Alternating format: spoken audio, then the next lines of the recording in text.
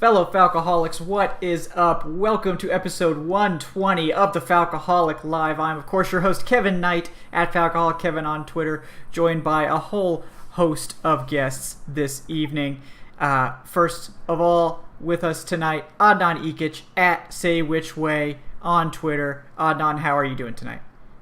I'm doing well, Kevin. We're just 24 hours away from watching the Falcons in prime time with the entire country watching. Oh yes, it will be glorious. Eyes on us. Yes, it will be glorious, I'm on sure. Yeah. Tomorrow night or something.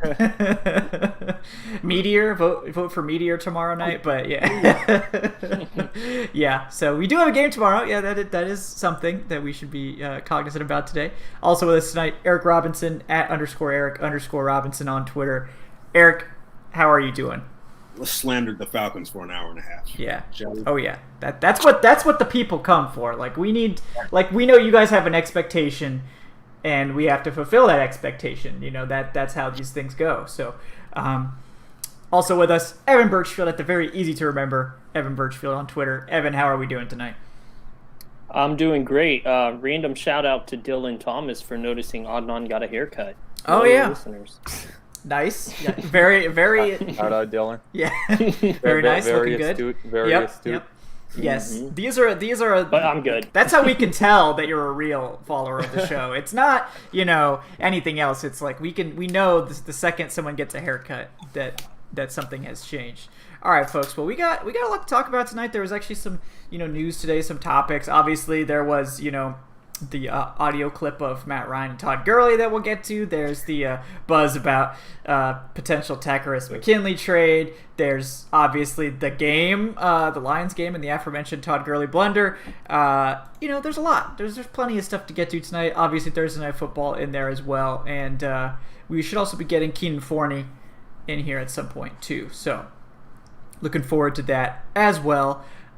Just a reminder, folks, like the show. We appreciate that. It helps other folks find it on the YouTubes. And then if you subscribe, you can use our little fancy subscriber shout out thing, and I will read your name off and let everybody else know that you've joined with the coalition of the Falcoholic Live. And we know you guys all love that stuff. So first topic tonight. Let's take it back a little bit to week 7. That Lions game. I know I tuned out, with a minute to go. The Falcons were, they were doing great. So I assume everything went fine from there, correct? Yes. Oh, yeah. All right, moving on. Yes, moving on. No, we all saw what happened. Todd Gurley scored at maybe the one time in a football game where you wouldn't want to score. We also, of course, saw that the defense gave up a huge drive in a minute and allowed a touchdown and lost the game. That was not great in any way. Either one of those things was not great. So, Eric, I'm going to give you the first crack at the ending of this game. This was a new way that they've lost, so we're innovators in that way. But what is your takeaway? I know you've had some strong opinions. Well, okay, don't put that on you. Sorry. Yeah, no, I know you've had some strong takes about the end of the game, so I want to give you your opportunity to get those takes in there. I'll be honest, man. I didn't care whether or not they scored a touchdown or a field goal. It really didn't matter to me at that point of the game, because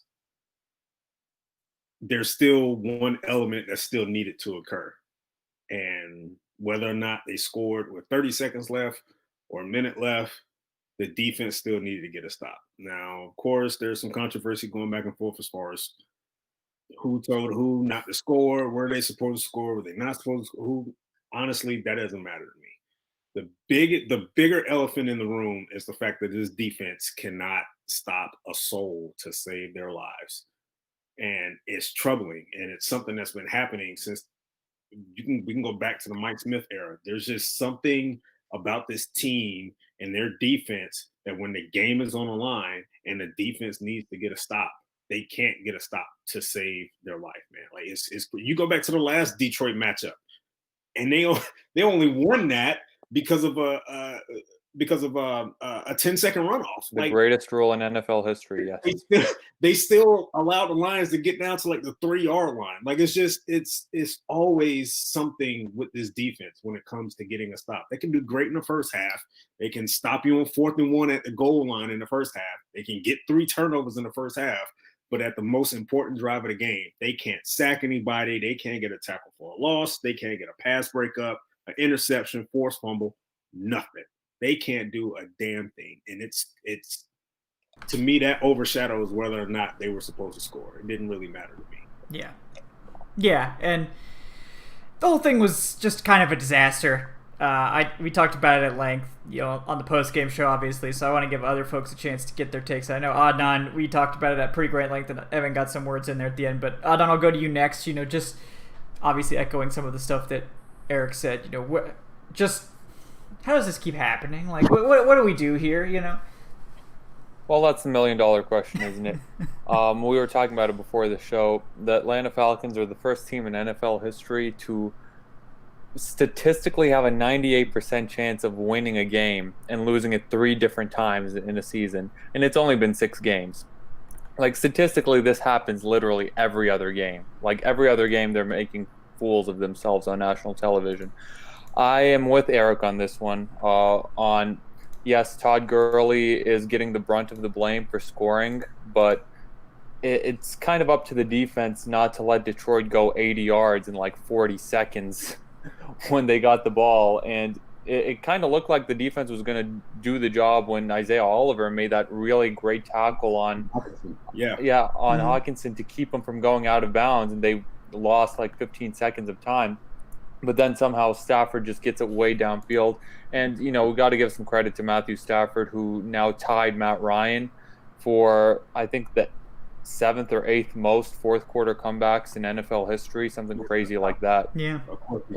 Like, Matthew Stafford is a very, very clutch quarterback who has come back on a lot of teams. There's still no excuse for that. I thought that the 10-second runoff was going to save us again. Maybe I was the only one that noticed it. All right, but was Kerryon Johnson not laying, or DeAndre Swift? Was there not a running back like laying on the ground when they snapped the ball? I mean, I think there was on that one play, but they were so preoccupied with determining whether it was a catch or not that they just weren't. I thought it was going to be a 10-second runoff too because of that factor, because he was laying on the ground and they snapped it, and that has to be like an illegal procedure or something like that, right? I'm just confused as to, like, they snapped it and then the refs called, all right, like, let's go back a play and we're going to review it. I thought after you snap the ball, you can't, review it. Yeah. Mm-hmm. Yeah, but, and it wasn't a review that was generated from the Lions. That came from somewhere else. But still, like you said, that play was executed. So it's over. It's null and void. So you went back and reviewed the play. I mean, either way, it's moot because they got the spike off either way, where, like, after the review, before the review, the last play, T.J. Hawkinson was just wide open in the end zone. And you're like, is there any Falcons fan who thought that they weren't going to get that completion for that touchdown at that point? Is there anybody? Because it's like as soon as they got that spike off, I was like, all right, game's over. Like, when the Falcons scored, I felt in my mind, and I even tweeted, I said Stafford's going to win the game. But I knew in the back of my mind, like, they still have to get a stop. Like, we can't. And I get the way of thinking from some people saying that, hey, the offense should have managed the clock a little bit better to not allow the defense on the field.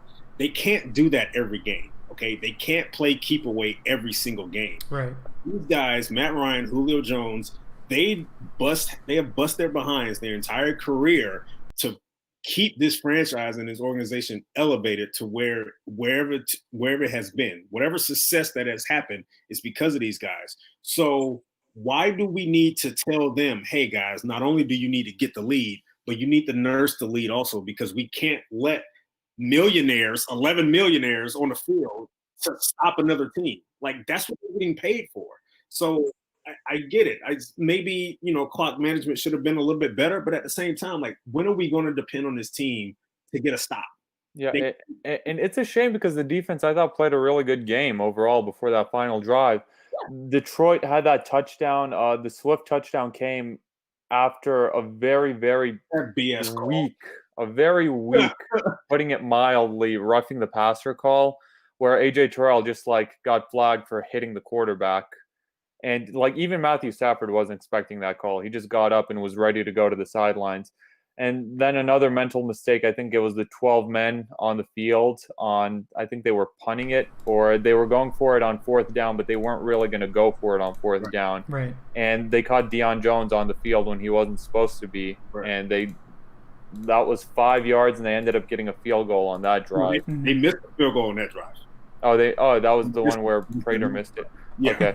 I mean, either way, like, still inexcusable mental mistake by the defense. But I mean, it was a pretty good game. But all of that is overshadowed at the end of the day if you can't get it done. And this team just is maybe the worst in history at closing out games and getting it done. Like, yeah, this is maybe the most mentally weak sports like franchise I've ever seen in my life at this I feel point. like we shouldn't have to put that burden on Matt Ryan to say, get the lead and keep the ball so we can't let this defense on the field. Like, I feel like he's done enough over his career to say, hey, man, do him a favor and close the game out. And I always go back to Seattle. Seattle is a team.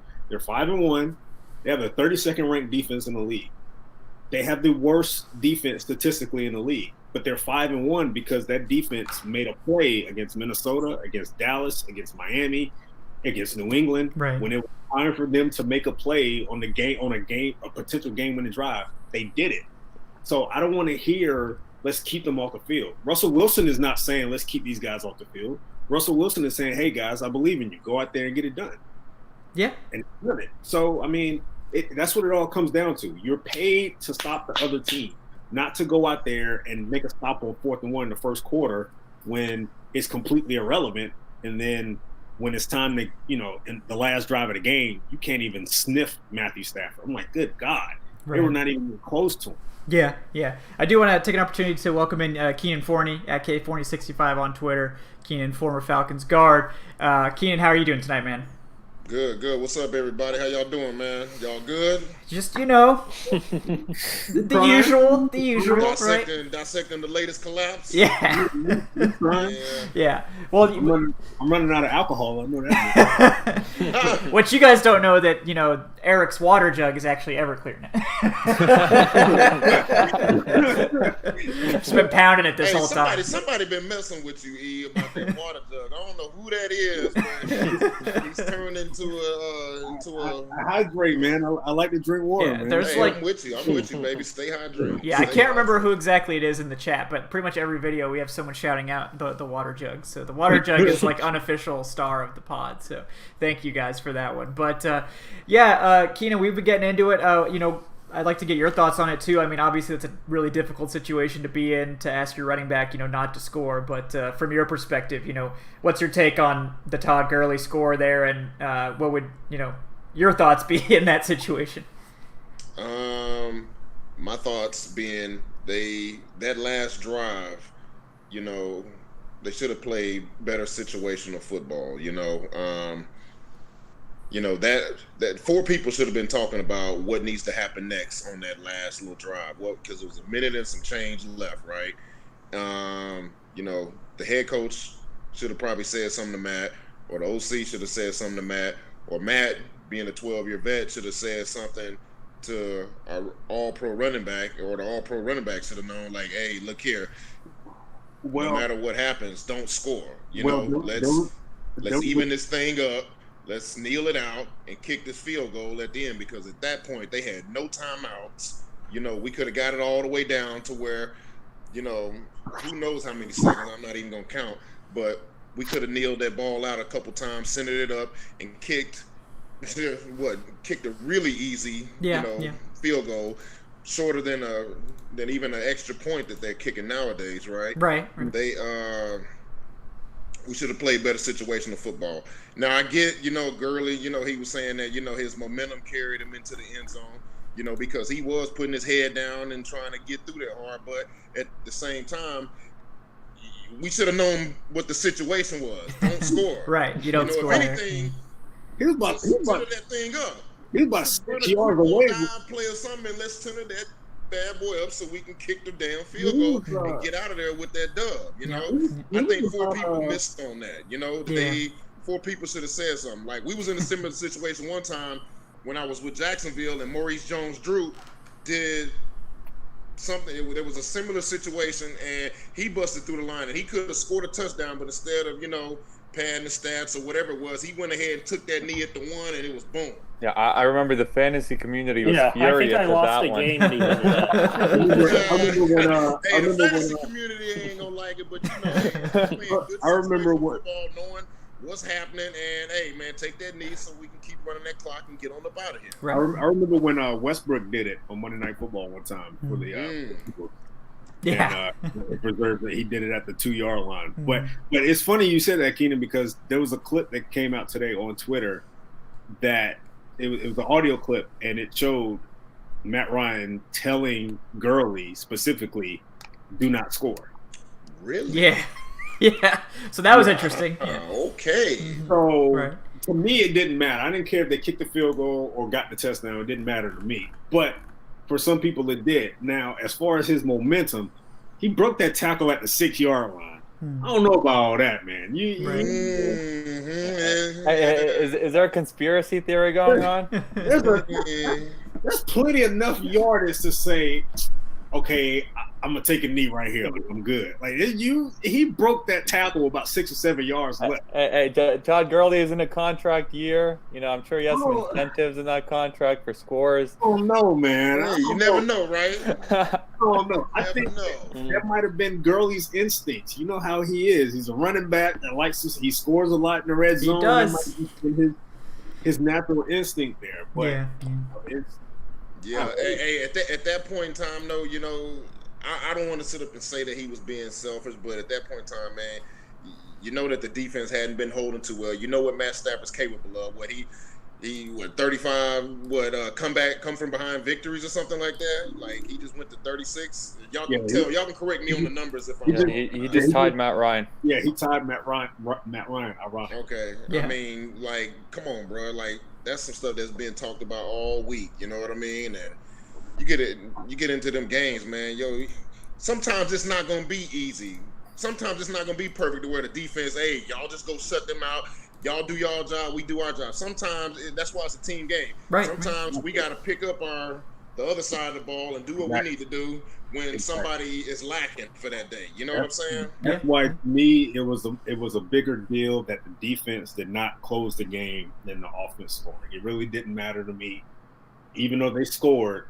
Raheem Morris still had to turn around and say, "Hey guys, I need one stop. That's all I need." So that's what they're paid for. They're out there to do. We brought in a guy like Dante Fowler to be that closer. Right. You know, I mean, it's frustrating, man, because we've seen this. Yeah. We saw this against Cincinnati in 2018. We saw this against New Orleans in 2018. Of course, the Super Bowl. You know, I can name off a list of games where the ball is in their hands as the defense to say, "Hey, they did their job. Right. Close it." And they couldn't. Yeah. Hey, in that situation, man, you got to back your boy up, man. You know what I'm saying? Yeah. You got to get out there. You got to do your job. I know it had been going well, but like you said, it's just one stop. We need one stop. We need one sack fumble. We need one interception. Something. You know, somebody make a play. That's why Seattle's 5-1. Yeah. Their defense made a play when it mattered. Right. Yes, sir. Yeah, and it's not like Seattle's defense is good. Like that defense is statistically worse than the Falcons. Yeah. So it's and let's be honest, it's not too much to ask of your defense of don't let them go 75 yards in the next 50 seconds and score all the way because you were up by 6. Right. Like it's not like all right, they need a field goal and then you know it's always like rough when you have to defend against the field goal, like they had to against Dallas. After that debacle of an onside kick, and then it's like, all right, you know they're probably going to get in field goal range. Prater's a good kicker. Just keep them out of the end zone. Like it's not that hard. Like it honestly feels like a lot of these drives they don't do a damn thing. Like it's something, please, a sack or a pass break, something. Remember the Eagles game last year where they got the sack from Beasley, got the sack, and then like on that third down they just gave up the prayer that Wentz threw up the sack.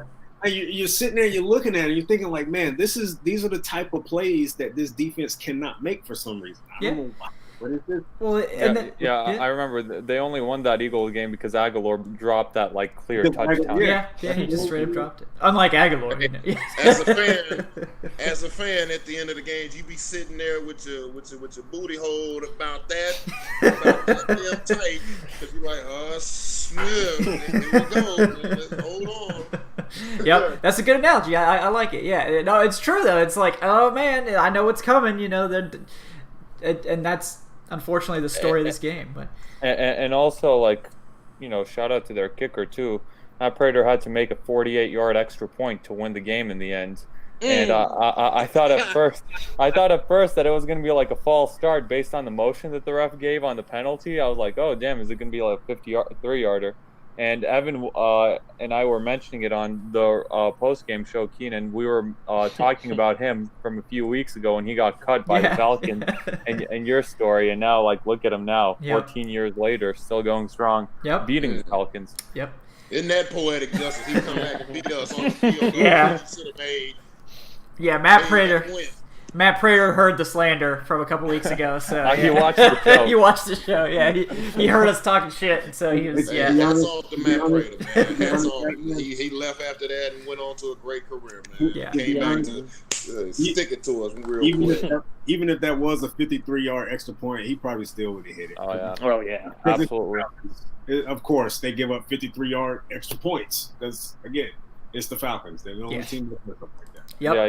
Yeah, he had a pretty good game other than that missed 44-yarder. He was like nailed a 49-yarder, two 49-yarders, don't lie there. Like a 50-yarder. Deion Jones was off the field. Ball don't lie. So I appreciated that. Yeah, I mean, it's obviously not a great situation to be in, and like just the defense. Like we need more from the defense. Like, that's clear. Like obviously we should be getting more from the offense too, but like the offense was mediocre in this game, to put it, you know, kindly. But I mean, the defense is the reason they lost. So, but yeah, Robert Kelly has a question about draft position. So Robert Kelly asked, for draft position, if you have the same record, I thought it goes by strength of schedule. So why are we third and not second? So it is strength of schedule. So we are currently tied with like 5 other teams, or 4 other teams for the 5th overall, or for, you know, a pick between 2 and 5 essentially. So they were third. They're third at this point. The Falcons are actually 4th. Yeah, according to Tankathon has them at 4th. Yeah. So, and that's due to strength of schedule. So yes, the Giants are second with a 5.46 strength of schedule. Jacksonville is third with a 5.59, and Atlanta is 4th with a 5.63. So they actually punish you for playing a harder schedule because it thinks that you're not as bad. So they give you the schedule, and then when you don't perform it well, they're like, okay. They punish you for it, exactly, because they're like, oh, well, you lost to these good teams, so you're probably not as bad as like the Jets. How did they get up with a schedule like that anyway? They didn't even make the playoffs last year. Like, doesn't it seem like they always have like the toughest schedule in the league every year? Yeah. They had the toughest schedule in the league last year.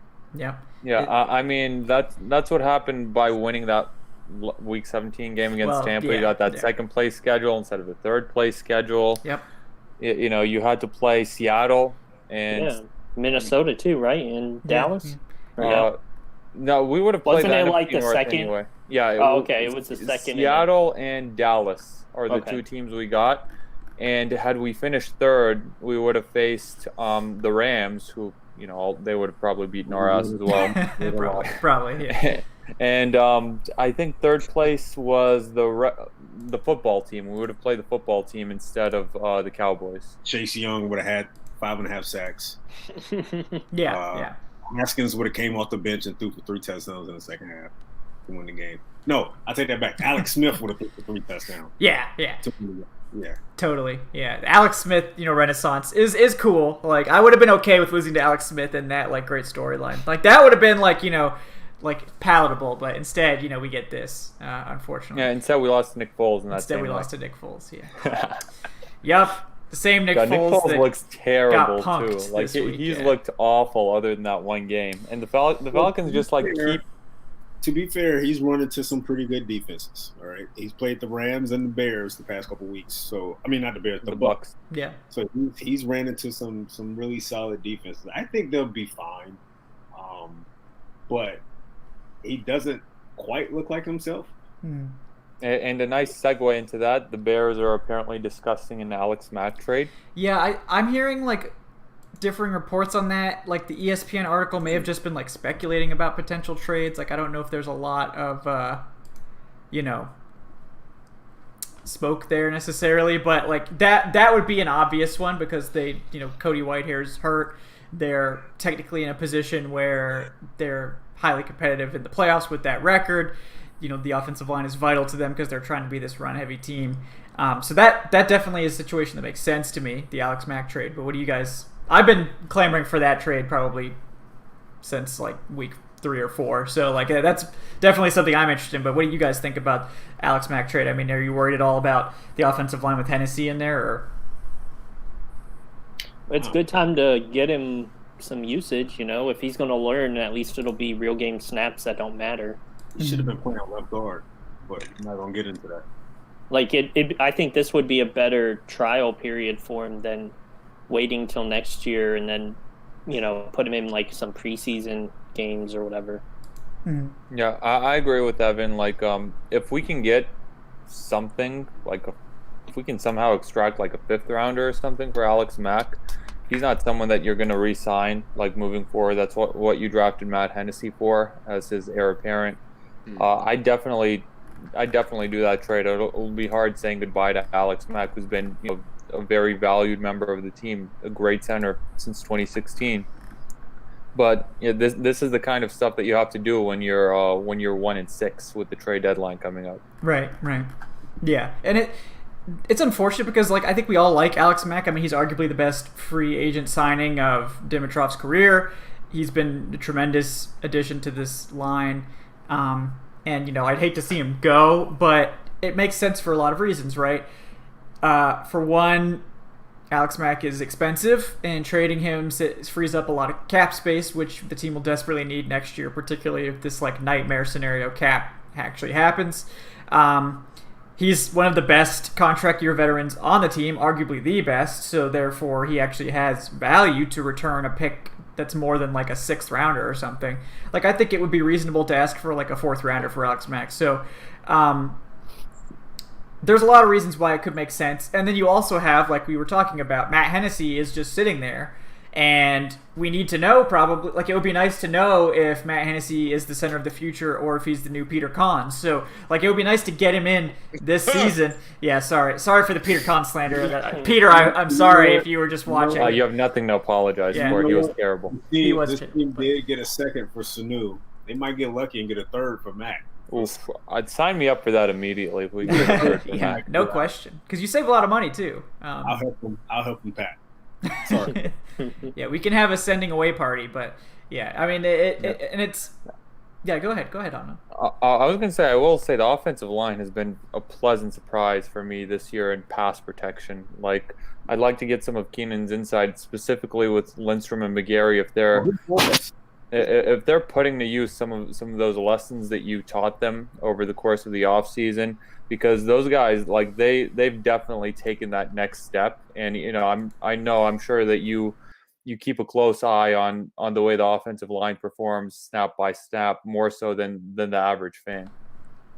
Oh yeah, I've developed a relationship, so to speak. You know what I'm saying, with those two. So, whenever I'm watching the game, I'm always pulling for them. So I think, but I don't want to sit up and take all the credit. I had a little small help in, just helping to prepare them.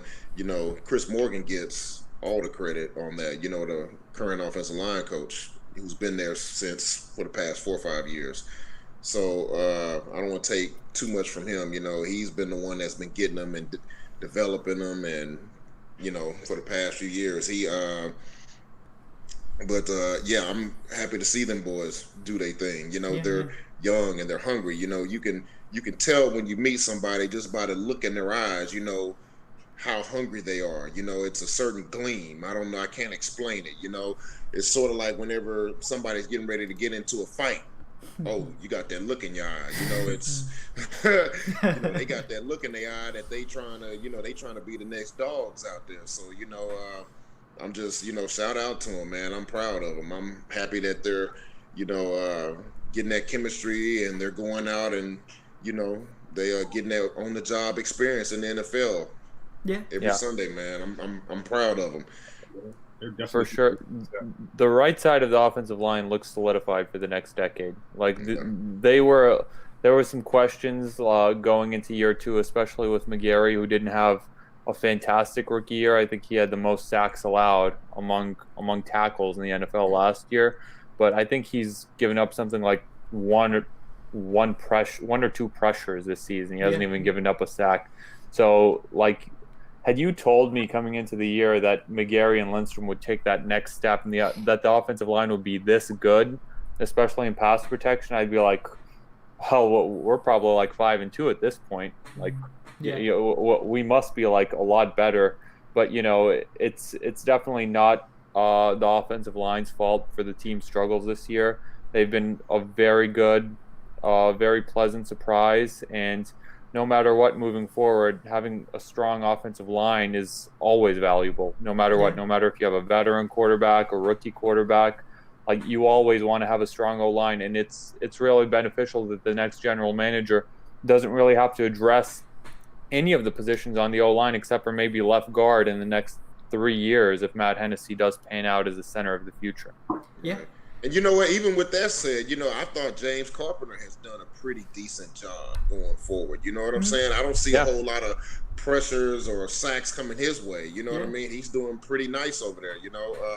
I know Jake Matthews had the 1 sack fumble last week, that kind of gave them that ball back, but Jake's been playing pretty nice. I think it's a credit to all of them, because they're the ones that are showing up every day, going to work.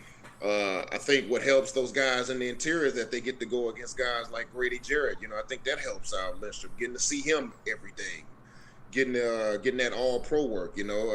Something that kind of helped me out all my years. I used to go against Rod Coleman, a former all-pro of ours, every day in practice. You know what I mean? And you get those reps from guys like that. When you get into a game, it's like it's slowed down a little bit because those guys are so good and moving so fast. Now, of course, when you go against somebody else who's an all-pro, Pro Bowl or whatever, you're gonna have your hands full, but it ain't, you know what I mean? It ain't nothing that you're too nervous about because you see that every day. So, shout out to all the Mo linemen, especially Chris and Caleb, man. They just showing up to work every day with that. They put that hard hat on, man, and they just try to grind it out and be the best they can be, man. I'm glad of the jump they took this year. So y'all think even next year, man, they should be even better. Yeah. And I think it's like even bigger indictment of Dirk Cutter's offense that we have these 2 young players playing at this very high level. We have the pieces like James Carpenter isn't a liability this year, and we're not finding success, at least not, as much as we should given the talent. Like, if you have a top 10 offensive line in pass protection, which is what they have, and you have all these weapons, and you have Matt Ryan at quarterback, and you have Todd Gurley, who's like a top 5 running back statistically right now, and you're scoring like the 18th most points per game. Like, it's just that all those pieces should add up to more than 18th in scoring. Like, we have to be doing better than that. And and Matt, he's.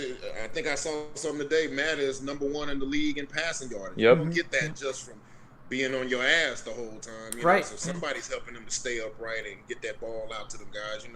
Now, of course, Julio and Calvin and Hayden and them, though, they're doing a great job catching the ball and doing what they can. Yeah. But Matt don't get to throw that thing out there to him if somebody's not keeping the boys off his ass. Right. Yeah. And it's. Yeah, I mean, like, for me, against the Lions in particular, it's like this is a defense that was allowing almost 5 yards per carry, and the Falcons really struggled to run the ball against them. So that was one of the biggest takeaways I had, which is it's kind of inexplicable as to why you're struggling to such an extent against, one of the NFL's worst run defenses. So like if I don't really understand why there was so much trouble. And then on the last drive, it looked like Gurley was running just fine. Obviously, at the end he was running really fine. Almost too good. Yeah. But it's just confusing to me. That was such a favorable matchup that wasn't taken advantage of until the end of the game. And the passing game wasn't as effective as it probably should have been against what was an overmatched Detroit secondary, and they were able to move the ball, but this was a low end of expectations game for the Falcons. Like, we should expect more, and that's my biggest critique, is that when you have the sum of your parts equaling out to less than you would expect, that's a big problem in the NFL, because you've got a team like Carolina, for example, who was widely projected to be one of the NFL's worst teams because the roster is so barren, who is making it happen with scraps for the most part. And their talent on offense is better, obviously, but especially on defense, they're making this happen with scraps. And the Falcons are over here making scraps out of, an actual completed car. They've dismantled it, so now it doesn't run right anymore. They tried to, I don't know a good car analogy, but insert car part in the wrong car part place, and now the car stopped running. So that's my biggest critique. And to me, that's the title of the show is why the Falcons keep blowing games. And for me in 2020, the reason is because the offense hasn't been good enough. It hasn't been as good as it should be, and then the defense has been a disaster. So that's the answer for 2020, but it's not the answer for since 2015, 2016 with this regime. And things have changed. Like in 2017 we had a good defense, and in 2016 we had the league's best offense. So it doesn't seem to be like it's a consistent talent issue. That's why I think it goes a little deeper than that, though. I think if you look, because we can all note that this has really been an issue for quite some time. And if we want to just take it as far as the beginning of the Dan Quinn era, we can start there. I mean, you're talking about a team that started off 5-0 that year, and then they had a 7-8 game losing streak. Yeah. So it's, to me, I think it goes beyond the field, to be quite honest with you. I think that locker room has a unique mixture of players that just may not have that gene that a lot of players have, that the Russell Wilsons have, that the Tom Brady's have, that that mentality. I think this is a locker room that has a collection of guys that are like, are you going to make a play? Are you going to make a play? What about you? Somebody got to make a play. Oh, me? You want me to do it? I honestly believe that's what it is. I don't think it's really a situation where you can look at it and say, oh man, this team just they don't have enough talent to close out the games. I think they have enough talent to do so, but I think it's really there. A lot of these players are missing something up here to the point where it's like you don't have 7, 8, or 9 guys on the field at once to say, all right, I need to make a play so my team can win. You have guys on the field that are like, man, I hope we can make a play. please help me. Yeah. I mean, that's just how I'm saying it. Maybe it's beyond the physical, what we see on the television screen.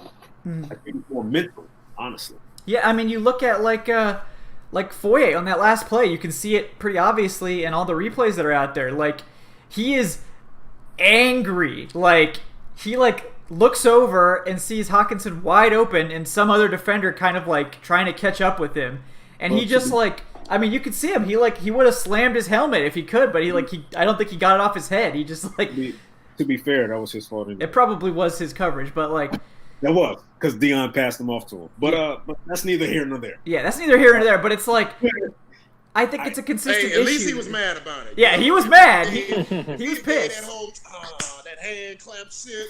Yeah. I've been a little pissed off. Yeah, no, it wasn't that. Yeah, did that. He was pretty furious. Yeah. They get beat and just be, I'll get it next time. Are you not tired of being pissed off? I thought we were pissed off enough at this point. The Falcons are pissed off again. Yes. Something about it. You're so mad. Do something about it. Make a play. How about that? I think Gurley said in the post game that he's pretty pissed off about this loss. It's like, Dan Quinn's just never leaving. Oh man, he's never gone. Yeah, he'll never be away from us. But yeah. Yeah, I think that's what it is, man. Honestly, you go back to teams like New England or even Pittsburgh, teams that has had longevity when it comes to winning. They just have a certain DNA. They just know when it's time to win, let's do it. They turn it on. Some teams know how to do it. Some teams don't. I think this locker room doesn't know how to do it. And it may be a situation where they just have a collection of guys that are not necessarily, I'm going to win this game. They have a collection of guys that are like, man, I hope we can get this. I hope we can make this play so we can win this game. It's unique about it. Like I said, some teams have it. The Steelers have it. The Patriots have it. The Packers have it. The Seahawks have it. Well, I think also like playing not to lose. That's what that's called. And I think the Falcons like have to deal with this now because they've built this reputation up. So like they're never gonna like this reputation is so baked into this franchise right now. It will take decades. It's part of it to change this narrative. It is. Like people might not believe it, but like the fact that this reputation is now a part of this franchise forever, or for at least a very long time, it affects the players and it affects your opponent because your opponent's like, oh, we're playing the Falcons. It don't matter if we're down 20 because they're gonna blow it. So let's go, guys. Let's get out there. The opponent is like, oh, it's 24-0 at halftime. Don't worry about it, guys. We'll come back. Yeah. It's not the same for the Steelers or the Patriots or whatever. It's like, oh man, we might as well just pack it in. Against the Falcons, it's like, oh well, they've blown 3 of these leads this year, so we're fine. Yeah. It's only been 6 games. Yeah. Certain teams have that switch, and I don't think the Falcons have that switch, and I don't think they've had that switch throughout the entire Dan Quinn era, to be quite honest. Or Mike Smith, pretty much. Or Mike Smith, yeah.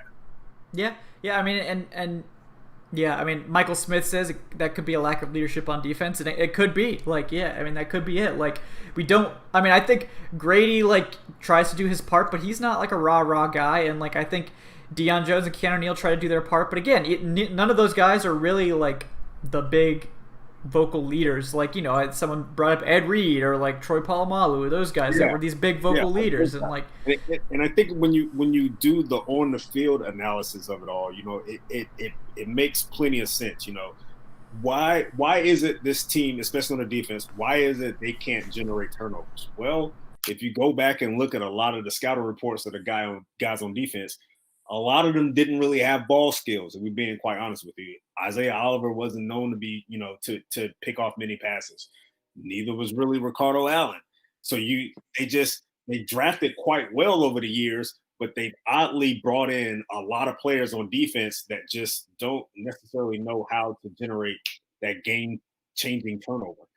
It's weird, but I've seen it for a while, to be quite honest with you. I mean, you brought in a quiet guy like Vic Beasley and expected him to be the leading sacker on the team. He was never that at Clemson, but it's just the expectations you placed on these players. Yeah. And it's not... It's a hard question to answer too, because it probably is it is probably a mental thing. Maybe it is a specific player thing or a lack of leadership, but those aren't like things you can really quantify. You can't like put a stat on it or put like X amount of cap space into it and fix it. Like this is all, stuff that's kind of ephemeral and hard to gauge. So it's also hard to fix for that reason.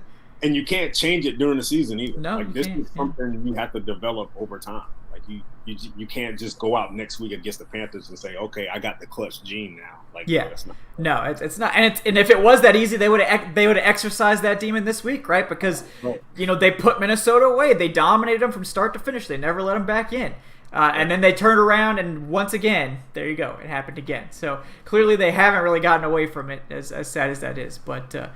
Guys, quick interlude here to remind you guys to please throw us a like if you don't mind. That helps other folks on YouTube find the show. And if you're not already subscribed, hit that subscribe button. You'll get notifications when we go live. And if you have specific questions, type @ the Falcoholic in the chat. I'll try to get as many as I can. And if you have an especially burning question that you want to make sure we answer, you can always send in a tip or a donation, and that will... pop up your question on the screen, and I am contractually obligated to read it, so I will definitely read your question if you're kind enough to tip us. But again, optional. Just if you definitely want us to read your question, that's the best way. Otherwise, we'll, a lot of people put in questions. We're trying our best, folks. So, but yeah, the thing for me also is, we talked about the defense, and I think the defense is like the main problem with this team is the defense. But I think the easier to nitpick part in terms of like things that we could fix this season is the offense, right? Because I think if you made a couple of simple schematic changes, you could probably fix a lot of the offense's problems. Whereas on defense, like, maybe we could blitz more, maybe we could play more cover 2 versus cover 1 or something like that. Like, there might be some little tweaks, but like at the end of the day, I don't think that's really going to make a huge difference in terms of performance. But with the offense, it's like, maybe we could be not the worst team in the league at pre-snap motion. Maybe we could be not the worst team in the league at running on 2nd and long. Maybe we could just not run on 2nd and 13 ever again. Maybe that would help. But probably defensively that's going to be personnel. Let's be honest. Come on now. Can we trade an offensive coordinator? What's that? Can we trade an offensive coordinator?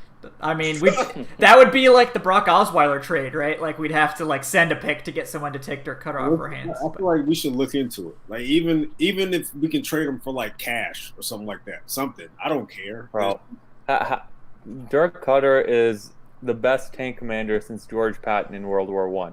Like, he is leading us to a top 5 draft pick with his play calls. Don't get it. This is, if we want a top pick, then you got to stick with Dirk Cutter. Keep doing what you're doing, Dirk. And he's so well respected around the league. I don't understand. Like, he is an awful play caller. He needs to leave the NFL, period. Like, it's just, I don't get it. Yeah, he wasn't very good in Tampa either. Like, Todd Monken was the mastermind behind that offense. Yeah. Steven, I think it's Stefan, thank you for subscribing, bro. We appreciate you. But, I mean, I don't understand the obsession with hiring, like, Falcons and Bucks cast-offs, first of all. Like, Mike Nolan just got a job as defensive coordinator in the year of our Lord 2020. So, like, we could start there. Yeah, we see how well that's turning out. Like, no offense to Mike Nolan. He seemed like a nice guy while he was here. But, like, I don't know why in the spectrum of, like, we should find a defensive coordinator to help our struggling defense. You would go for like a Falcons cast-off defensive, like maybe a Falcons cast-off offensive coordinator, because this team usually has good offenses. But like the last time Dirk Cutter was a defensive coordinator in 2014, the Falcons had literally the 32nd ranked defense. So like, Mike Nolan. That's what I'm saying. Yeah, that was Mike Nolan. And that's future Falcons head coach Mike Nolan. Oh, hell yeah. No. That's just, if you want full-on chaos, yeah. But, no, I mean... I don't understand what it is. Like, he has a specific scheme. He has a specific execution, but he doesn't play to the strength of his team. He's very predictable, and he is terrible at adjusting. I don't understand why coaches are so just... They don't want to adjust. They feel like their scheme is going to work somehow, some way, if they just keep pressing at it. Yeah. Like, this game changes on the fly, man. Like, you can't keep doing the same things over and over and over again. Like, it's just, you have to change things up, and he doesn't do it. Right. And it's frustrating because he has plenty of talent. This can be a top 10, top 5 offense, definitely. But with his play calling, it's just, what are you doing? Like, why is there no pre-snap motion? Falcons are last in pre-snap motion in the NFL, by the way. Yeah. You have one of the best receiver duos in the game. Why are you not playing? Why are you not calling plays or executing plays to get these mismatches? I would love to see Julio lined up against another team's linebacker because he went in motion pre-snap. I would love to see Ridley line up against a strong. He doesn't do it, and I don't get it. It's so frustrating. Yeah, and like Oh, I'm sorry. No, go ahead. No, you're good, Keenan. Go ahead. No, I was just gonna say, man, pre-snap motion. From a coaching's perspective, that defensively they gotta pretty much show you their hand. When you lose somebody, they gotta show you, hey, are we in man? Or are they in zone? Whatever. You know what I'm saying? Yeah. And that's that's the point. When you do that, it helps you out as an offense because it's like, oh, okay, now we can either run what's called or now we can check it. Right. You go back the graphic that I posted today on Twitter. You go back to it. I think 9 of the top 10 teams in the league that have high pre-snap motion rates, they're all like 4 wins or better. Yeah. 9 of the top 10. Yeah. because it's something that, like, for exactly the reasons Keenan said, like, even if you don't do anything particularly creatively with the player you moved, it tells your quarterback what coverage he's going to face, or at least clues him in to what might be going on in the secondary. Like, there's just not really a good reason not to do it. Like, there's just not a good reason not to do it. Like, I don't understand why you don't. The Rams do it literally every single run play. They motion Robert Woods. They send him in motion because it gives you the threat of giving him the end around, and they give Woods like 3 or 4 end arounds a game. Mm-hmm. And he'll like motion, and even if they hand it off to the running back, the defense still has to be kept honest in trying to check Robert Woods just in case he gets that end around so he doesn't bust that big play. And that just gives more of an advantage to their running back. Whereas the Falcons just go halfback power up the middle every single time, as if like me and Madden when I was like 12 years old. Baltimore does it a lot too, because Baltimore has, that unique offense together where they may have 2 running backs in the backfield a lot, but you may see, Hollywood Brown go in motion a lot, and that's very distracting when you already have to focus on Lamar and Ingram, and you see this guy going in motion. Like, it's just I don't get it. It gets everybody on the defense's eyes, like, oh shoot, you know what I mean? Yeah. As opposed to, we just gonna lock in on our key. Now they see somebody moving, it's like, somebody's gonna screw up, pretty much. Right. Long story short. Yeah, and we would see it like with Shanahan. Shanahan was a total expert at it because he would do stuff like, all right, he's gonna motion Julio into the slot and then motion out, Patrick DeMarco, shout out to Patrick DeMarco, by the way, motion out DeMarco out wide, and then the corner has, if it's man, like the corner has to then go run out to cover, DeMarco on the outside, and the linebacker comes in to cover Julio Jones. And we saw like just easy money. How you feel about Shanahan and his Super Bowl performance is one thing, but the guy is an offensive genius. Yes, easy money. Like, So we're seeing him do it with Garoppolo. He led a Garoppolo-led team to the Super Bowl last year. What he's doing with Ayuk and Debo. Yeah, that's it. Yeah, I mean, honestly, and all them different running backs who keep getting hurt. Right. Yeah, they keep getting hurt. Like, they have JaMychal Hasty as their starting running back at this point. JaMychal Hasty, like fantasy god this week, I'm sure. Just because every starting running back for the 49ers seems to get like 100 yards and a touch. Yeah, it's just like. And who was it they just beat? The Patriots. They destroyed the Patriots. They dunked on them. Yeah, it was like 30 or something. I think that was the worst home loss of Belichick's career. Yeah, as the head coach of the Patriots. They beat the Rams the week before that. Yep. Yeah. So I mean, none of these are. And this is what I'm getting at. Like, none of these are difficult fixes. None of these are things that require a major schematic change. They're just like obvious things that good offensive coordinators do. And the fact that Dirk Cutter is not doing them, I think, tells us a lot. I guess that's what I'm trying to say.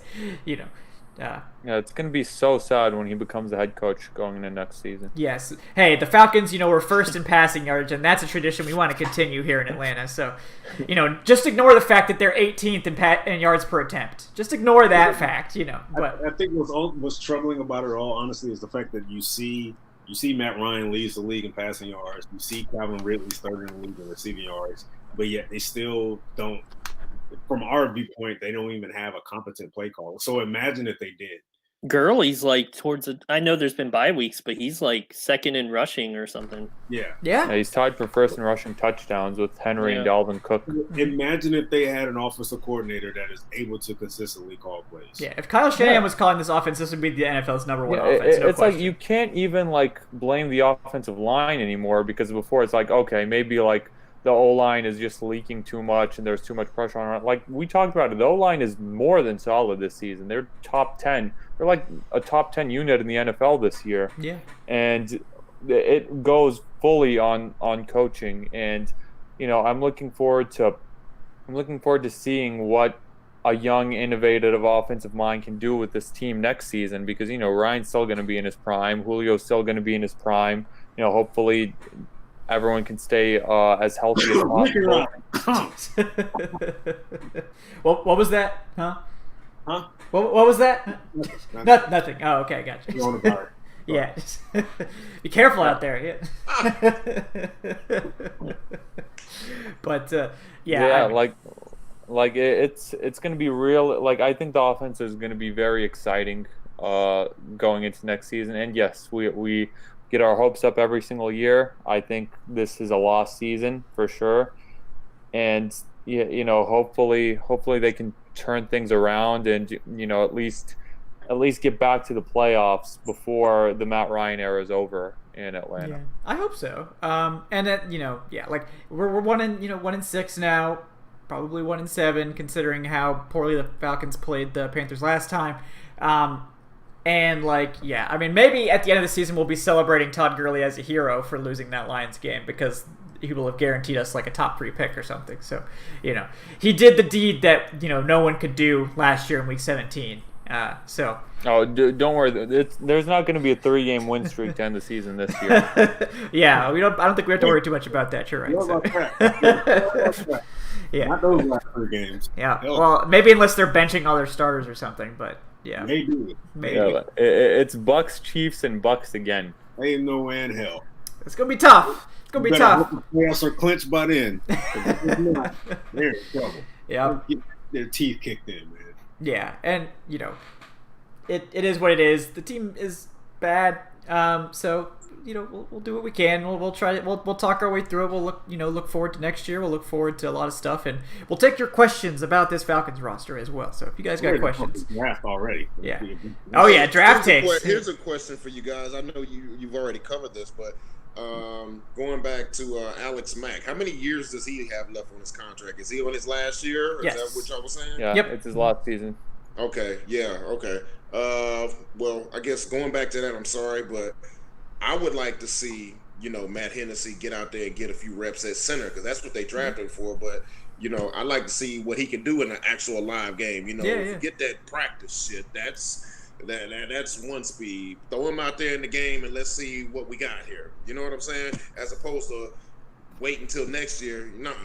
The Mo linemen, they need to get out there and, let's see if they got the skills to, pay the bill. Right. Yeah, for sure. That's something that really blindsided the Falcons with Peter Cons, where in his and I'm not saying Hennessy is going to be Peter Cons, God forbid. Don't you put that evil on me.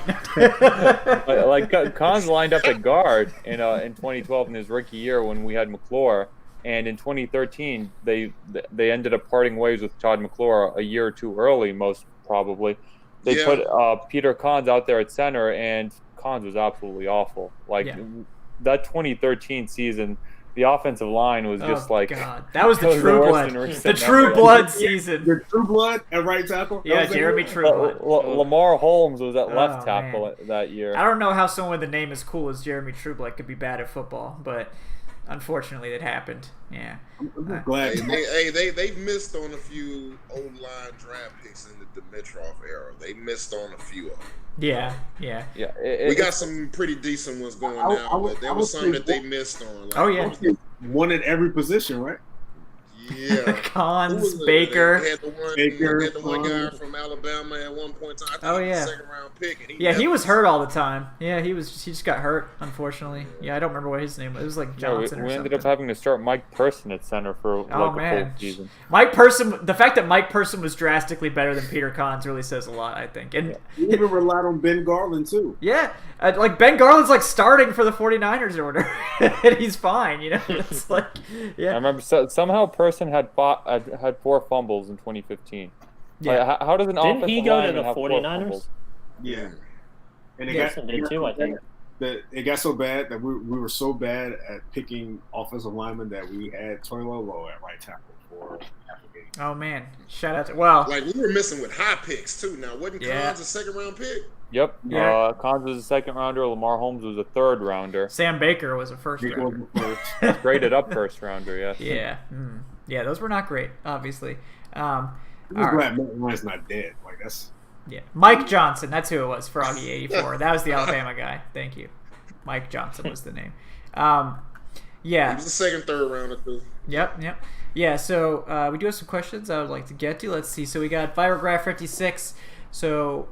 Who do we think we should trade, and what do you think we'll get for them? So, we talked about Mac, and I think the competition could be, a fourth rounder probably. That would be the most ideal one. Obviously, we heard about Tack today. Yeah. So we could probably. I mean, you're not going to get a lot for Tack. Maybe like a 5th or 6th. I mean, someone said on Twitter that they would trade Tack for like a year's supply worth of Gatorade. Right. I mean, I don't think we're getting a full year. Yeah, maybe 6 months. Right. Sit me. People ain't sit on that. A year's worth of Gatorade for Tack. Gatorade. Wow. What kind of flavor we talking here? Yeah. We talking orange? Right, because that makes a big difference. So, like, there's a bit like the power ranking of the Gatorade. That maybe if we can pick whatever Gatorade we want, I'll consider that. Fruit punch? Nah, I'll pass on the fruit punch. You making some blue Powerade? Yeah, blue. Mystic Mountain Blueberry. Now we're talking. Okay. Yeah. Now we're talking. Yeah. Permastunt. Thank you for subscribing, by the way. But trying to think of other guys. Tack is probably on that list. Yeah. And I'm pretty sure they're going to get, if they trade him, it's probably going to be a late round pick. Yeah, it'll be like a late round. Keanu Neal is another name, maybe. Because you save a lot of money. So what do you guys think about that one? Knowing we hear, like we know the rumors of, Alex Mack, and it came out today that Tack wasn't playing, and they're saying it was his groin injury.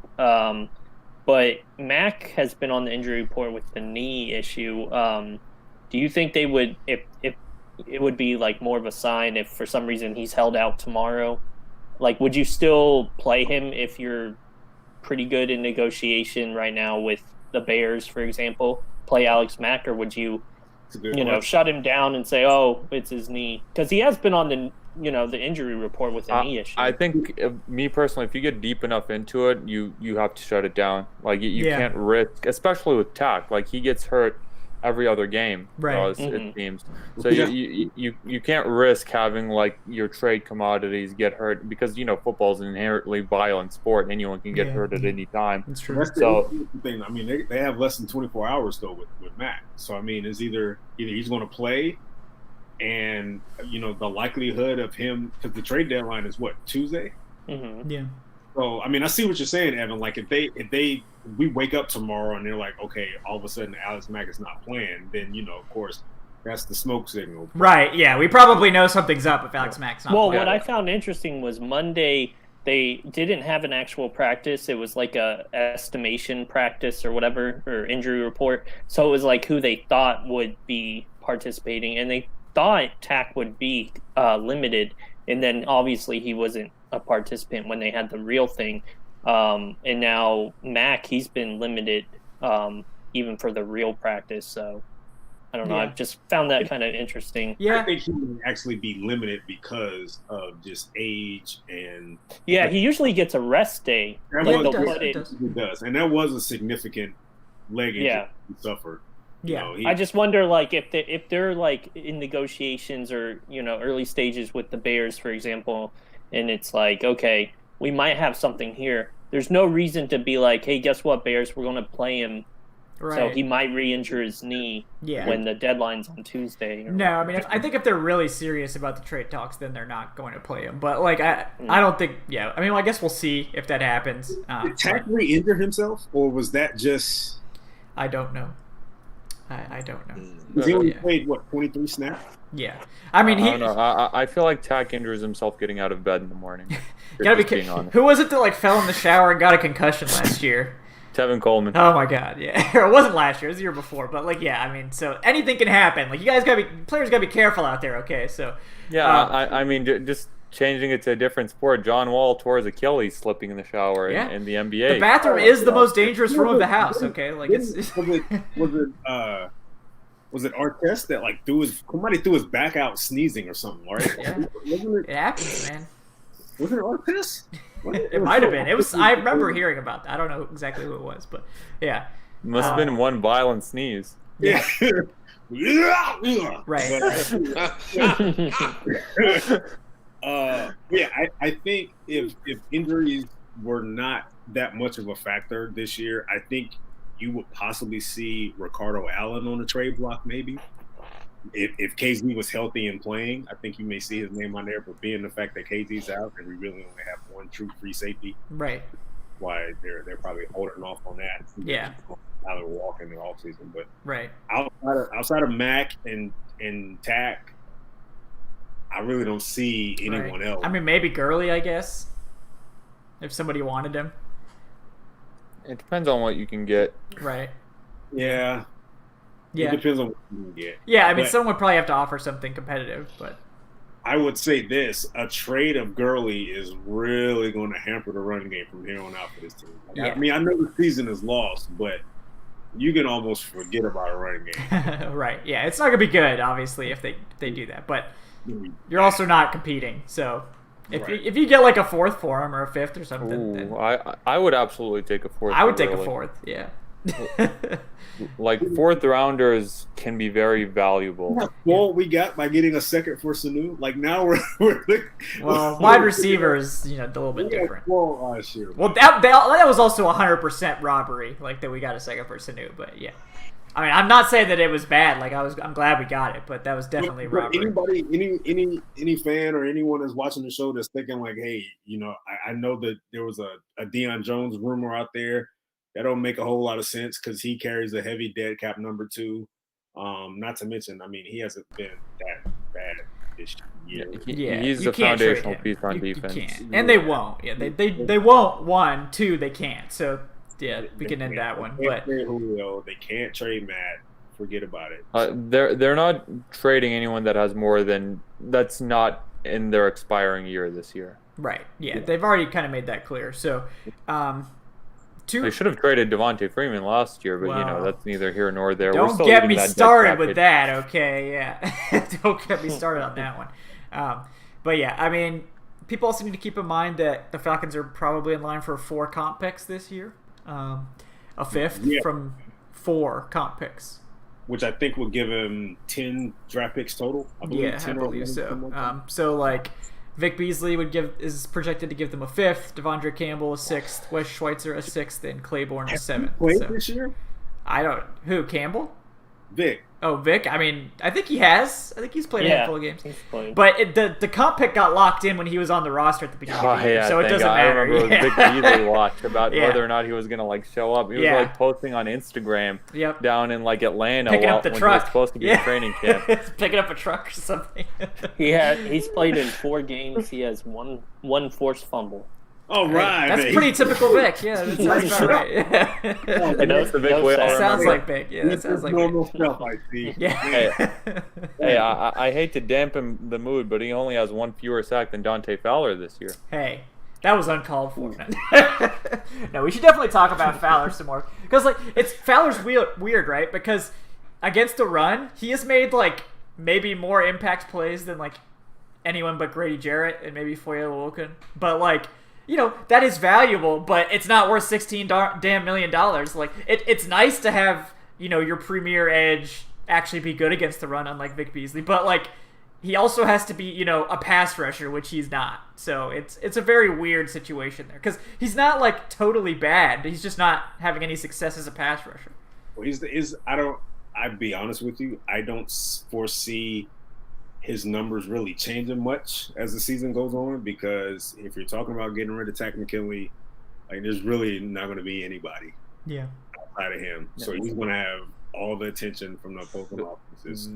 The issue with Fowler is his cap hit goes from $6.6 million this year to $18.6 million next year, and you can't get rid of him because his dead cap next year is $15.3 million. Yeah, you can't. So he's absolutely locked in next season at a very, very heavy cap hit.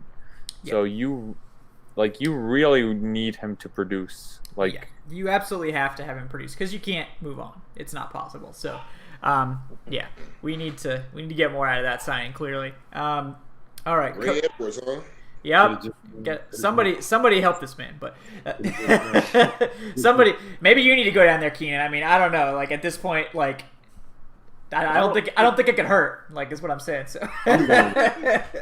Yeah, I'm gonna call up Patrick Kearney and we're gonna see what we can do. Yeah. We might have to. Yeah. So. I'm shooting up too, man. Shooting up too. Let's do it. All right. I'm smart. 5'11", 220. I'm considered a light edge rusher, but just give me a couple plays, man. Let me get out there and show him how it's done. Yeah.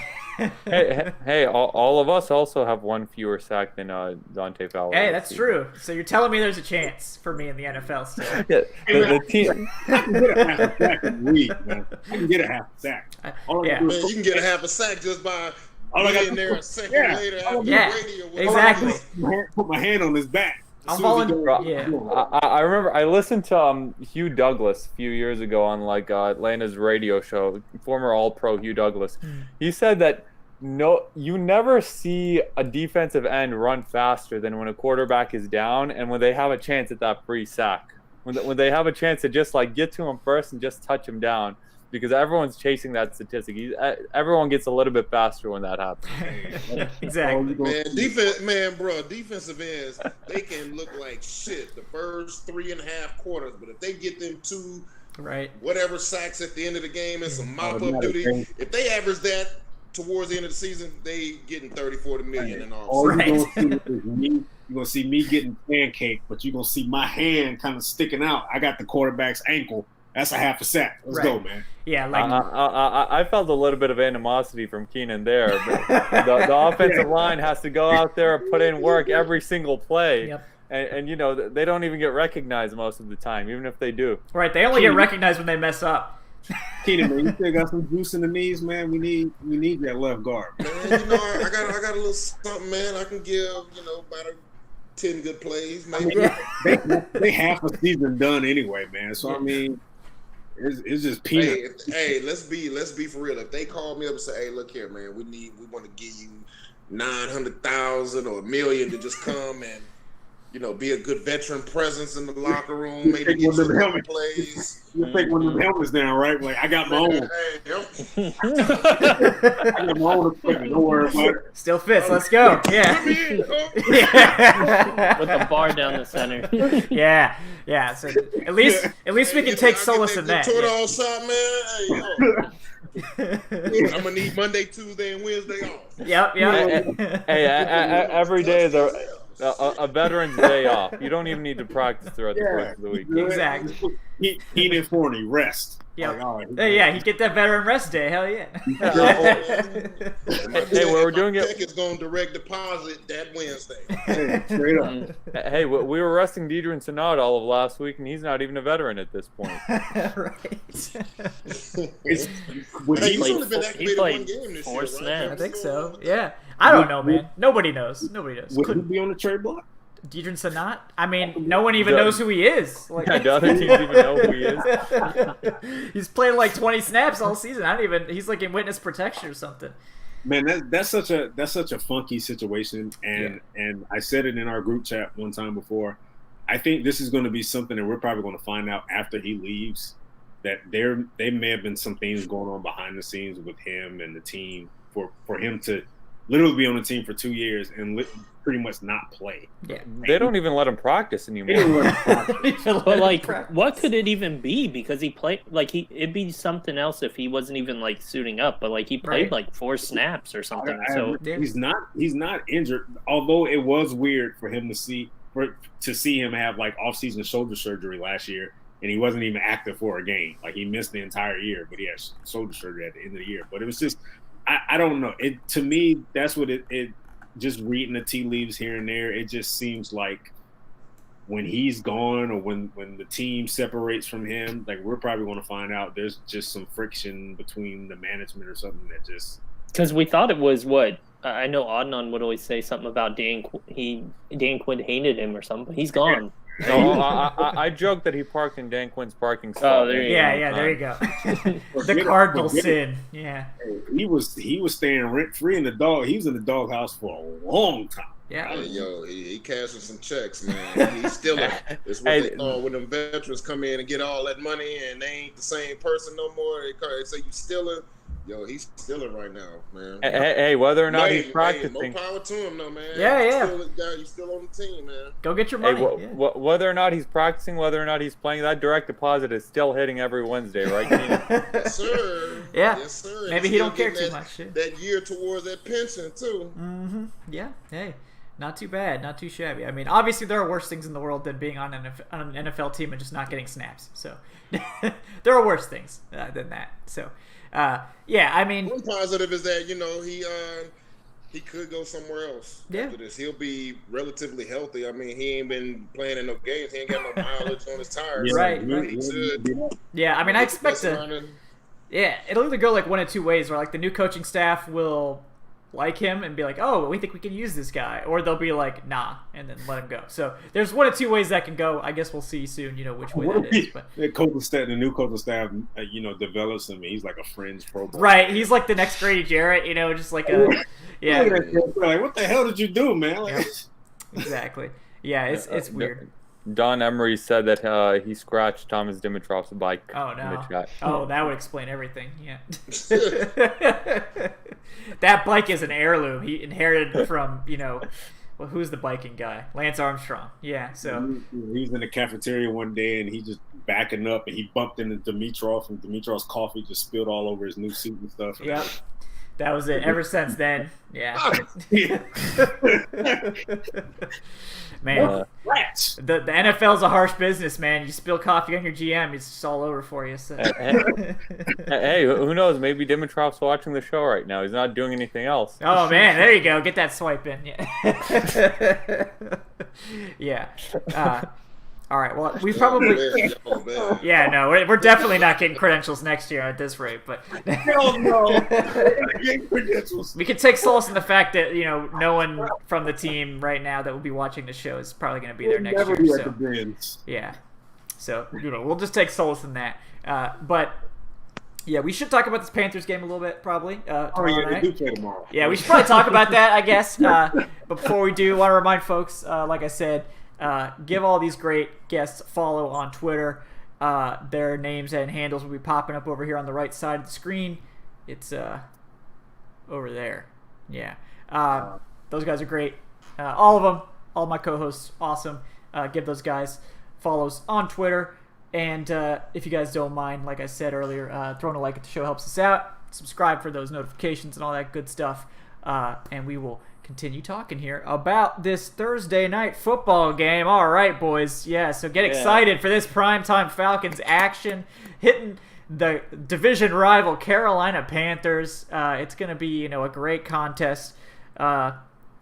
So I guess the big question is, are the Falcons going to look, competent in this game where they really didn't in the last one?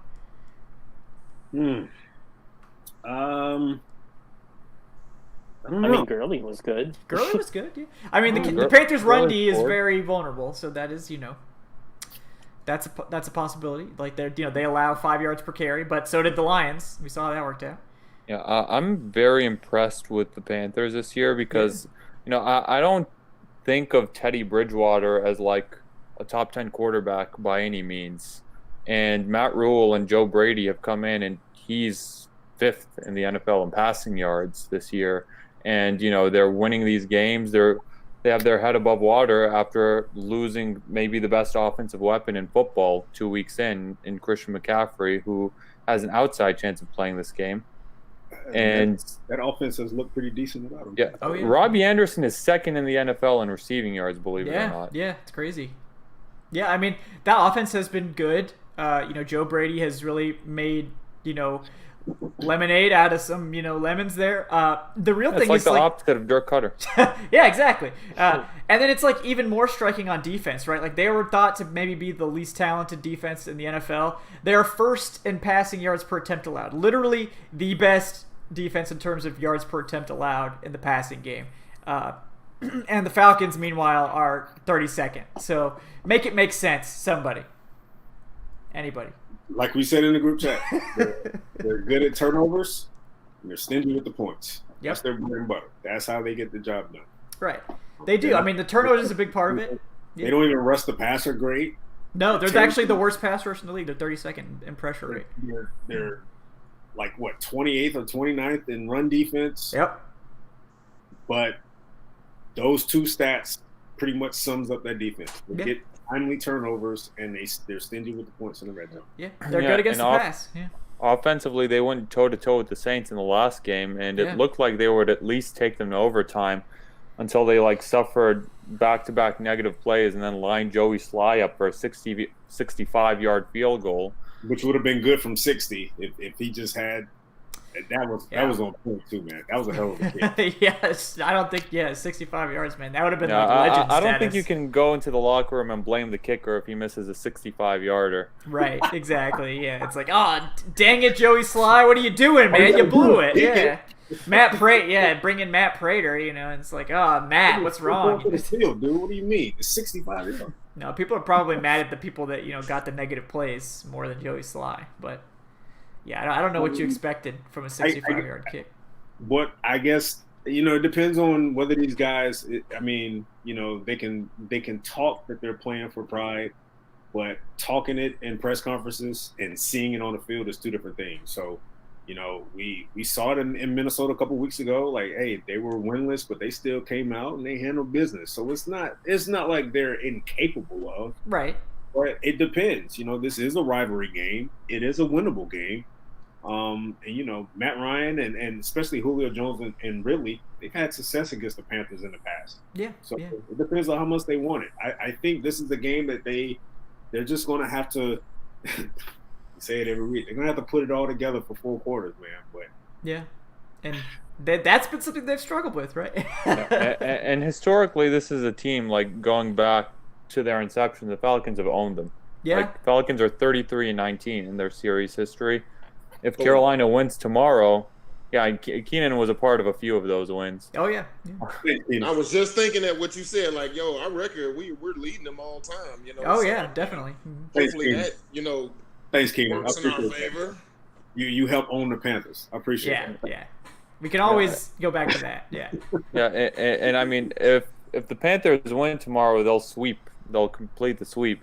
It'll be just the 4th time in history where the Panthers have swept the Falcons, and they started playing in 1995.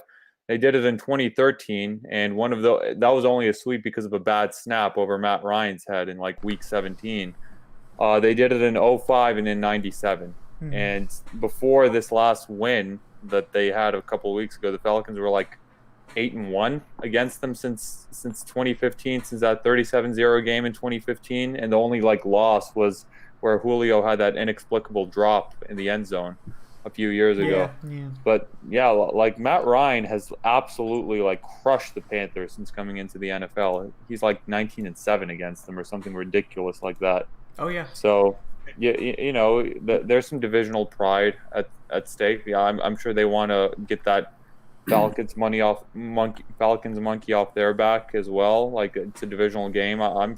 I'm pretty sure this is going to come down to the last drive. Yeah, you're not wrong. You're not wrong about that. Go ahead. Yeah. I think one factor to keep in mind for this game, of course, you go back to the last meeting, there was no Julio Jones. And the passing game for the Falcons was, outside of Ridley, it was a little stagnant that game. But even they had a tough time trying to, clamp down on Ridley. I think he had 8 catches for maybe like $140 or something like that game. But again, there was no Julio Jones. Right. Now he's on the field. Now you throw him into the equation. So, what are you going to see from the Panthers defense? Are they really just going to come after Matt and try to force the ball out of his hand quickly? Or, is this going to be a situation where Matt's going to have an opportunity to pick apart this defense? Because I will be honest with you, there's no one on that defense that can cover Calvin Ridley or Julio Jones. Single cover.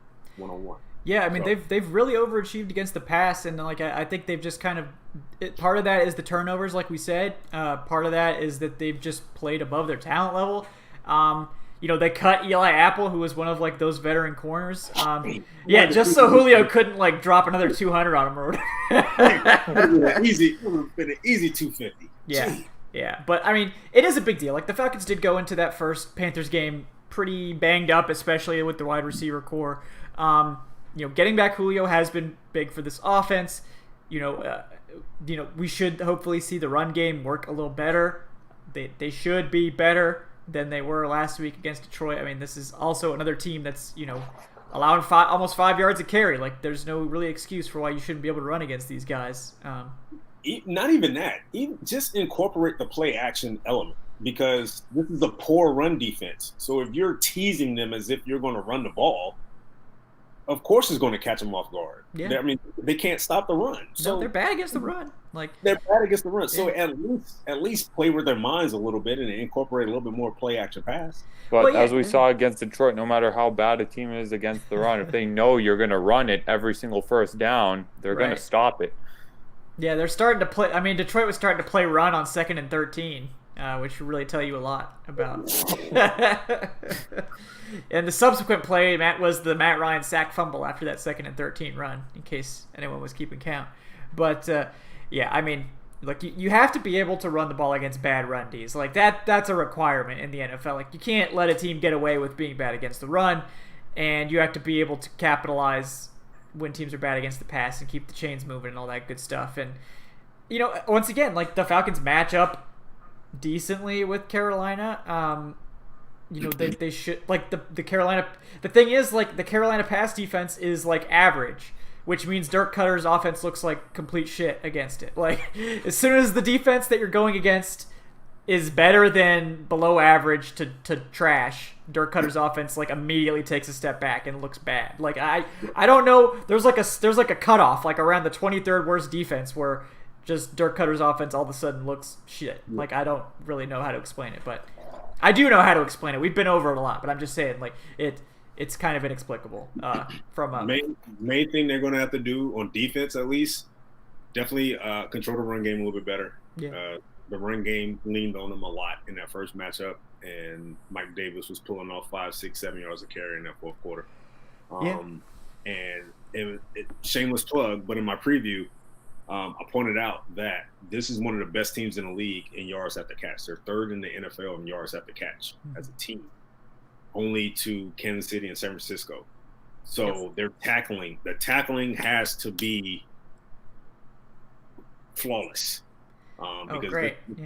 the team that can get the ball in the passing game, and they can make plays, they can extend plays more, because of that factor.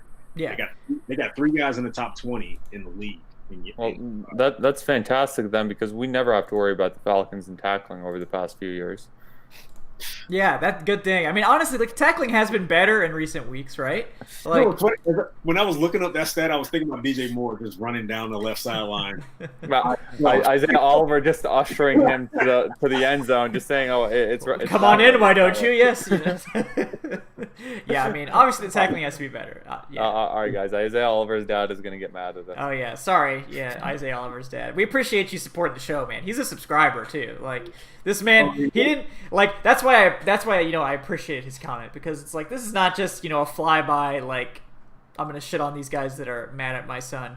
This is like this man like actually watches the show and subscribes. So like I will listen to your critique. Jordan Miller's mom hits me up on Twitter like every day. Yeah, I think Brandon Powell's brother follows me on Twitter, and he's been very upset with some of my tweets. So I think it's Brandon Powell's brother. I'm not 100% sure, but yeah, I have not been kind to Brandon Powell. He reminds me. Yeah. I mean, like it's not personal, guys. Like if you guys do watch the show, like we're just trying our best out here. Yeah, we're rooting for all of these guys. Like they're Falcons. Like we want you to be good. Like I want you to be good. Like Brandon Powell, I want you to be a good punt returner. It's not my fault that hasn't happened. Like it's in your hands to make this happen, not mine. So like if you want me to stop talking shit, like you need to like start returning those punts from more than like 2 yards. Okay, like hey, them family members, boy, they take that shit personally. Yeah, I mean, I don't blame them. Like, if it was my kid, I'd be the same way, So. Hey, I can remember when I first got here, and I think there was a website. It might have been the Falcoholic online. I'm not sure. It wasn't us. It was somewhere. It was some fan forum. It wasn't y'all.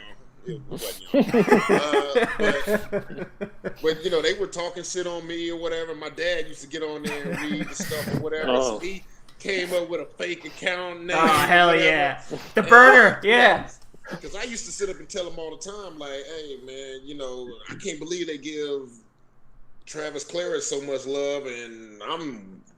You know what I mean? Yeah, and they try to shit on me sometimes. Yeah. And so I give him kind of the ins and outs of who was good and who wasn't and all that other stuff. So he went on there and was saying what he said or whatever. And they found out who he was. They like, oh, this must be 40's dad or something. They found me out. Oh no. Keenan put him up to this. Yeah. Oh my Got the goodness. burner Yeah, account. that was so funny because he called me up and told me that. I said, hey, well, you got to get off of that now. Don't Yeah, you? yeah, they found you out. Yeah. What member were we getting into it with a couple years ago? What? Who? It wasn't it. There was a particular family member that had like just. Oh, hated her. Leroy Reynolds. Leroy Reynolds' dad was really mad at us. Yeah. Yeah. Yeah. And now he's back on the team. So what is he getting mad at us about? Yeah, he got back on here. We were all good. Yeah.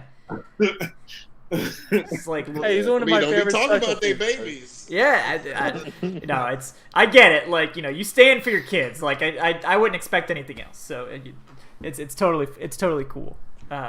But yeah, it's just funny sometimes. It's like, like we know they're out there trying to do a job. We're just here trying to do our jobs. We got like we have to come up with takes. The people have to have takes. Like they don't accept milquetoast. Like, oh, well, everyone's pretty good. Like, we don't really have anything bad to say. Like, no, people want us to come in here and complain. Like, it's not my fault. That's what the people want. We just give them what they want. So Yeah, blame the people, Kevin. yeah, I always blame the people. I am simultaneously the man of the people, and because I am the man of the people, I know what the people want. The people want takes. So we appreciate you guys. It's just like my man Alex Gibbs, our old line coach back in the day. You say, hey, you get paid to do a job, so do the fucking job. Right. Yeah, Hey, exactly. That's some Or fantastic get advice. gone. Yeah. Defense. Do your effing job or get gone. Defense. Yeah. But yeah, like Robert Kelly said, like since we got into Powell, I believe there was actually a question about Brandon Powell a while ago, so that'll be our closing topic this evening. But like Brandon Powell has not been a good punt returner thus far. Okay, sorry, Brandon Powell's brother. But we have Chris Rowland waiting in the wings. They've protected him every single week, so clearly they think something about him. Like, when are we going to see this man return a punt? Like, is this ever going to happen? What do you guys think? No. If there's an injury. Oh God, I'm not. I'm not in that kind of business. But yeah, I think they should. Like you said, they're like using a protection on him and Kurt Benkert every single week. And I mean, Kurt, you want him to be like in the competition for the backup quarterback job. So they have to like think somewhat highly of Rowland if they're clearly protecting him weekly. Yeah. I suspect maybe one of these days when we have like a wide receiver injury or something like that going into game day instead of like on game day, maybe he'll get a shot at the call up. But it's like we know what we have in Brandon Powell like as a returner, and it's mediocre at best. So like, you spent $80,000 guaranteed to bring in Rowland in camp to get him to come to Atlanta and all this, and you're just like, we're 1-6. Like, what is the downside of trying to get a spark in the return game? Like, with the undrafted free agent player. Like, at some point we need to see what this man can do so we know if we need to go out and find a new returner next year. Like, this is the time. Maybe they're waiting until they're mathematically eliminated because they're afraid someone's going to muff a punt. Like, but newsflash, when you're 1-6, it don't matter if you muff a punt. You're going to lose anyway. So Yeah, we're muffing these games. yeah, you muff the whole game. So. When you were 0-5. Like, Right. It's over, guys. Like, I hate to be that guy, but sorry. Oh, Yeah. You're saying we can't win 9 in a row? No. Never tell me the odds. Yeah. I know there's a fan that's sitting out there saying, "Man, we can do it. We can You're win." telling me there's a chance. make the playoffs. No, we're gonna sweep the Saints. We're gonna sweep the Bucks. We're gonna beat the Chiefs in Kansas City. Look, I believe we're going to sweep the Saints, but that's not tethered to anything in reality. It just, For I just sure. believe, Yeah. I hear. Me too. I never go into a Saints game expecting a loss. Yeah. All the other games you can lose, not those two. We're going to sweep the Saints. Like, 3-13 is Well, the and floor. there is an extra wild card spot. Yeah, man. Stop it, Evan. Oh my god. Don't encourage them, okay? Look, I'll be that guy. Yeah. They're not making the playoffs. It's done. The season is Definitely over. done. It's 100% over. All right. But, like, please don't think that you're making the playoffs. You're just going to be really I feel like it would be hard to be disappointed, like, if they don't make the playoffs at this point. Like, I feel like if you genuinely think that's a possibility, then I don't know what to tell you. I have some beachfront property to sell you in Montana or something. So, but it's not going to happen. So what we need to do now is see what we have in a lot of these players and try not to mess up our draft pick too much. And we have to see where we're going in the future. Like, we need to evaluate. We need to give young players opportunities to get on the field. We need to see, players on expiring contracts or players, that are cuttable next year. We need to get these guys reps and see, Jordan Wilkins is another one I want to see. I want to see him suit up. I want to see what he can bring. Yeah.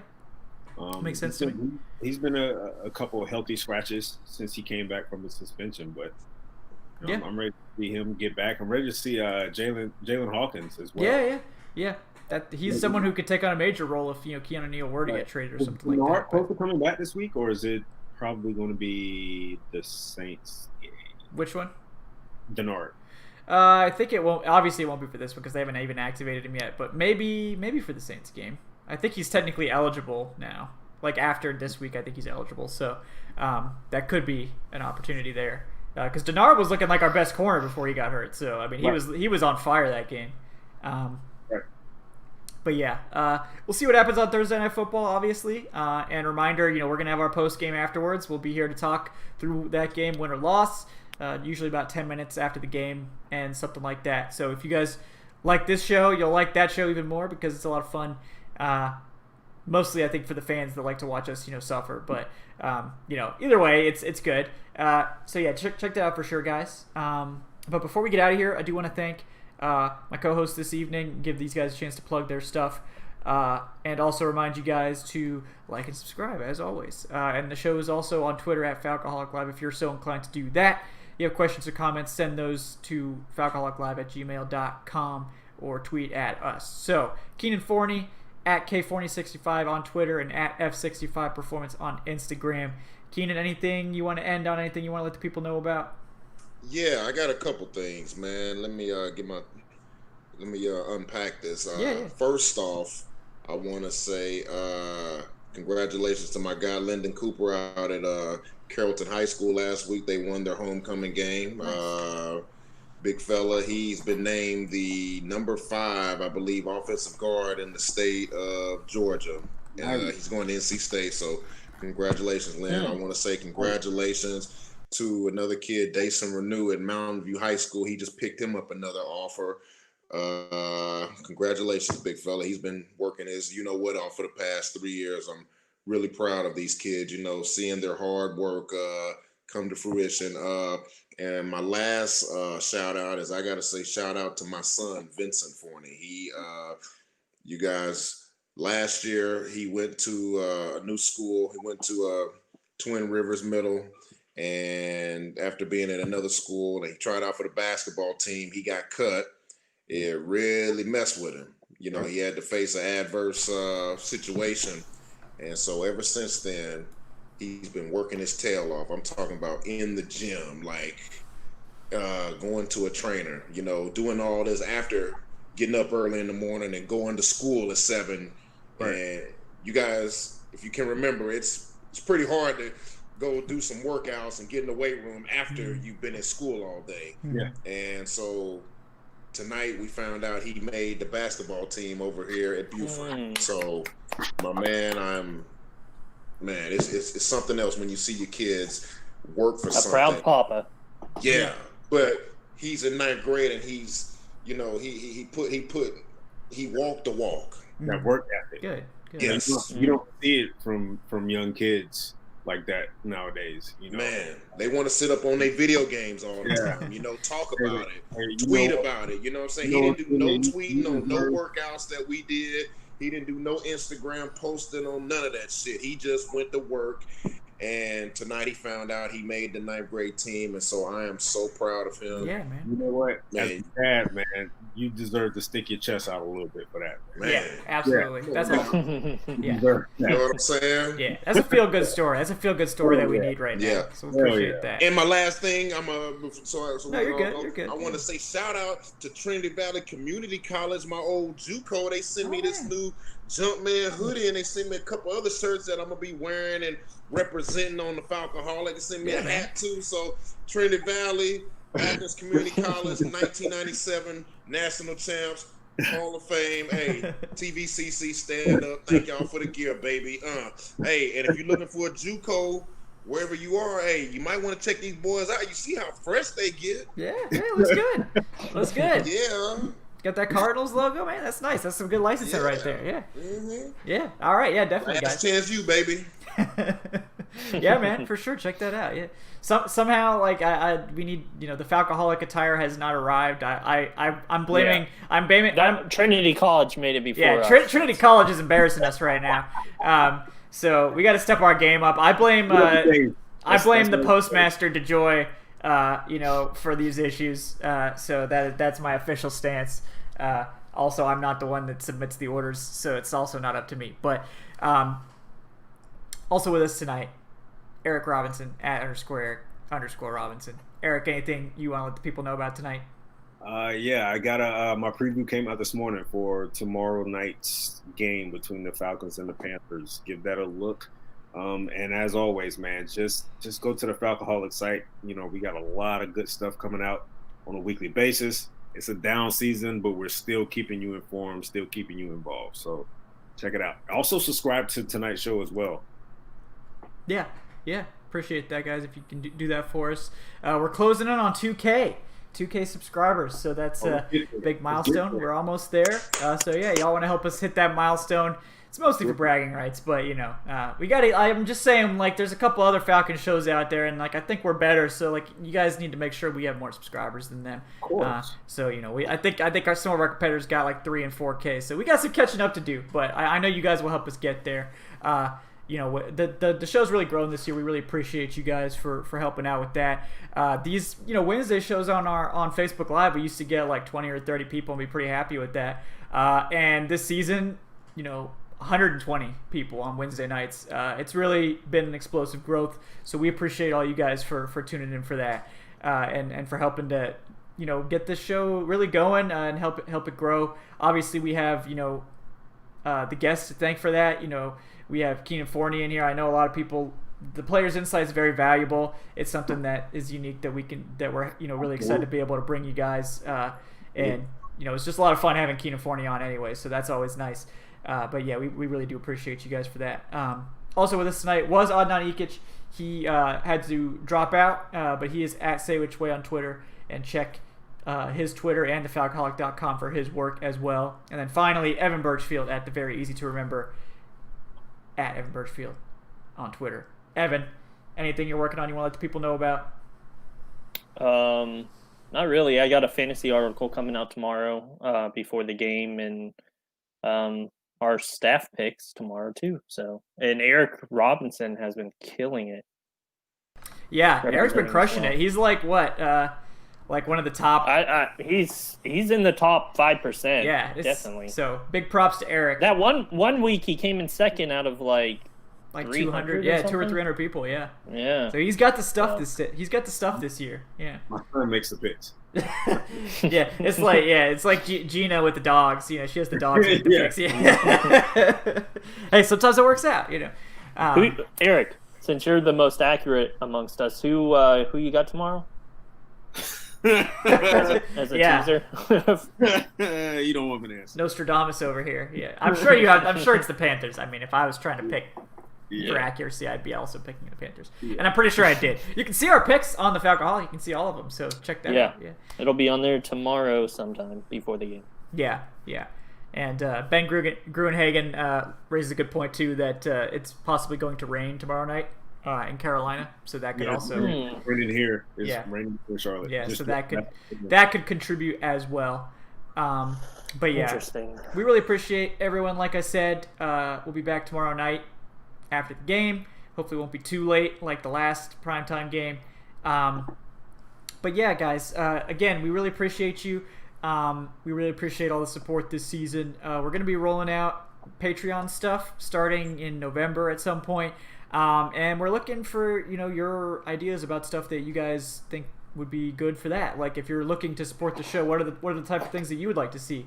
Exclusive Q&As, exclusive videos. We've been talking about a Falcoholic Discord server to have, game day chats and just, Falcons discussion and things like that.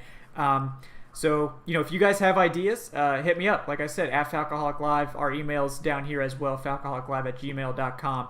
Let me know what you're interested in, and we'll explore those avenues. And we just really appreciate your support. Like I said, for you new guys, post-game shows, a lot of fun.